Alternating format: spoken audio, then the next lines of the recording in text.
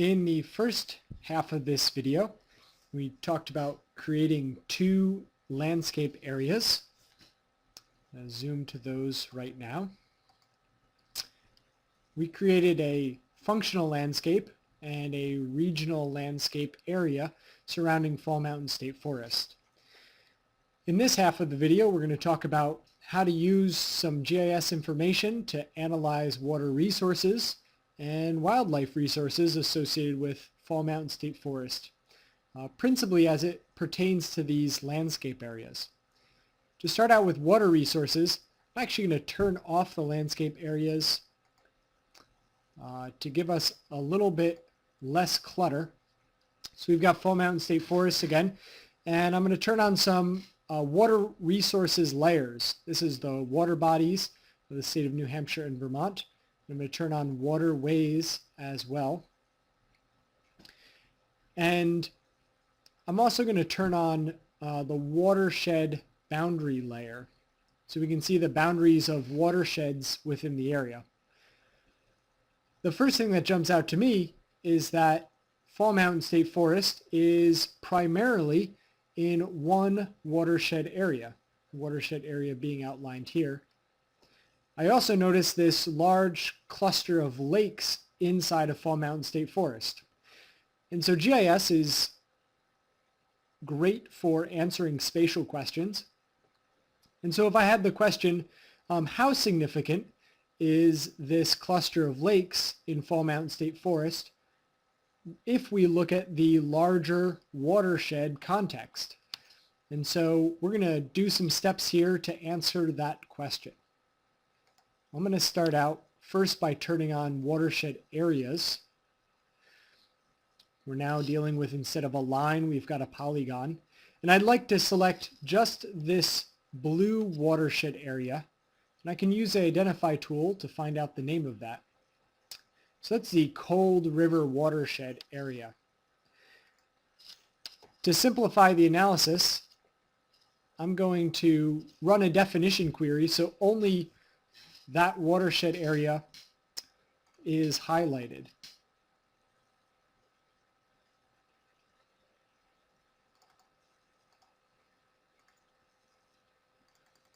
This is based on information from that identify command I did just moments ago.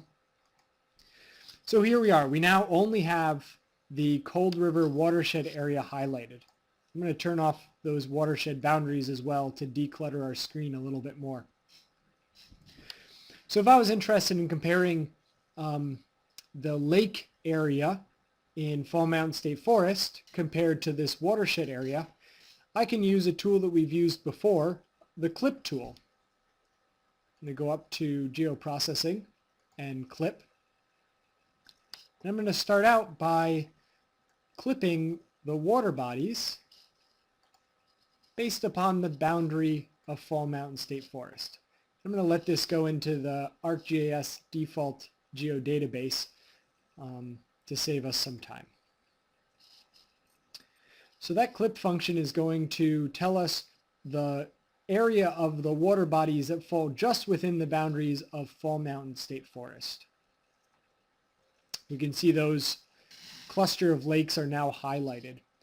And I'm going to compare that to the area of water bodies in the Cold River watershed. So I want to do another clip command. This time I'm going to clip the water bodies based upon watersheds. And because I've run a definition query, it's only going to clip the area inside of the Cold River watershed instead of for the entire state. We're going to run that clip function. And there we've now got all of those water bodies inside of the Cold River watershed. I can now use the attributes table and open up the two attributes tables associated with these areas.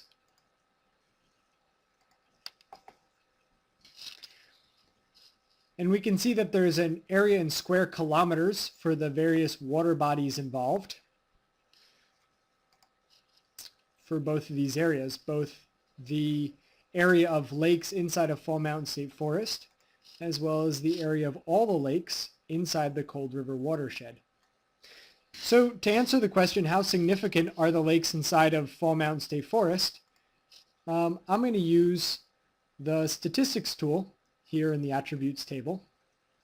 It tells me that there are 9 lakes in Fall Mountain State Forest with a total area of 0.3 square kilometers. Going over to the Cold River watershed, I can use the statistics and see that there are 551 lakes with a total area of 6 square kilometers. Using the calculator in Windows, if I take 9 lakes divided by 551 lakes, I'm going to multiply that by 100, I can see that the lakes in Fall Mountain State Forest account for 1.6% of the lakes inside of the Cold River watershed area. Now, if we did that by square kilometers instead, run the statistics here once again, I'm going to take the 0.3 kilometers worth of lake area inside of Fall Mountain State Forest divided by the 6 total square kilometers of lake area inside the Cold River watershed times 100. And we see that the lake area inside of the Fall Mountain State Forest accounts for 5% of the lake area in the entire watershed, even though by count it's only 1.5% of the lakes in the watershed area. So we start to get a sense that indeed the lakes inside of Fall Mountain State Forest are significant on an area basis within the entire watershed.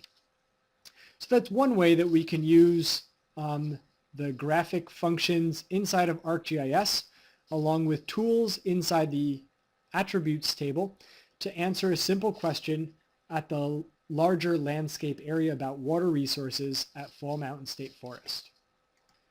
Starting now back from a blank slate, we can look at the wildlife resources at the landscape scale. First, I want to start out by using some landscape analysis that's already been done by the state. If I go to my table of contents, I've put in the Wildlife Action Plan tiers generated by the state of New Hampshire. These tiers are broken up by highest ranked habitat in the state, highest ranked habitat in the biological region, and the supporting landscape. Now, because they're using a hot pink, I'm going to change the boundary color to make Fall Mountain State Forest boundary a little easier to see. Use a bright red color. And we can get the sense right away that Fall Mountain State Forest is contributing to a large proportion of the highest ranked habitat in the state that falls within its functional landscape and is clearly a very important habitat resource at the regional landscape level, most of which is not ranked by the state at all. I'm going to turn that area back off. A different way that we could analyze the importance of Fall Mountain State Forest is looking at land cover types and what habitat types they might provide for wildlife. So I've turned on the National Land Cover Assessment clipped to the state of New Hampshire. And while that's loading, I'm going to turn off the regional buffer because we're just going to work with a functional landscape scale here at the moment. So this National Land Cover Assessment breaks down land cover into different categories. There's a developed category, an agricultural, variety of agricultural categories, variety of forest categories, and water and wetland categories, as well as some others. This is raster data, and looking at it, I can see that knowing how many pixels of a certain habitat cover type fall within the boundary of Fall Mountain State Forest could be a useful tool for comparing it to the functional landscape around it. It would give us an idea of what habitat types are most important inside of Fall Mountain State Forest compared to the functional landscape when wildlife are looking for resources. Now, in order to extract the information of a raster from inside of a polygon, the tool that we would like to use is going to be the Extract by Mask tool.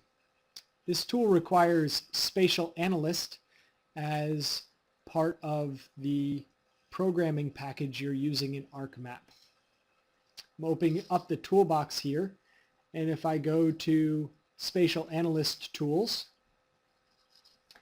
and to Extraction, we'll see that there's a tool called Extract by Mask. To save time, I've already done the Extract by Mask for both the boundary and the functional landscape for Fall Mountain State Forest. I'm going to turn those two layers on. To start out with, here's the Extract by Mask for the boundary, and then for the functional landscape. Now, one way that I can compare these is once again by going to the attribute table for both of these.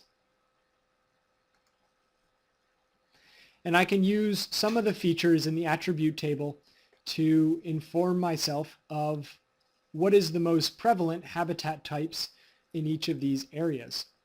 Maybe the best way to do this would be visually as opposed to using a calculator like we did before. So I'm going to create a graph here under the table properties. I'm going to start out with a horizontal bar graph, first of the boundary mask. And we want to use the count data. That's the number of counts in each of our habitat fields. And then I can add to this a new series. In this case, I also want to have a horizontal bar graph of the functional landscape, also based on the count data. And remembering that Fall Mountain State Forest accounts for about a third of the area in the functional landscape, the first thing that jumps out to me is there's an equal area in this pink color, which shows that even though Fall Mountain State Forest is only a third of the landscape area, has an equal amount of this pink color, which turns out to be the forested watershed area. So this is one way that I can rapidly see that wetlands, and forested wetlands in particular, are going to be an important contribution that Fall Mountain State Forest makes within this functional landscape. You could continue that sort of analysis by taking the numbers in those charts and exporting them to a program like Excel, which would allow you to pick it apart and figure out what the prominent forest cover types inside of Fall Mountain State Forest are compared to the functional landscape. And we could also then expand that analysis and compare it to this regional landscape area as well. So I hope that this video has been informative, both on how to define functional and regional landscapes, as well as some of the tools that are available in ArcMap for analyzing both water resources as well as habitat resources. Thank you very much.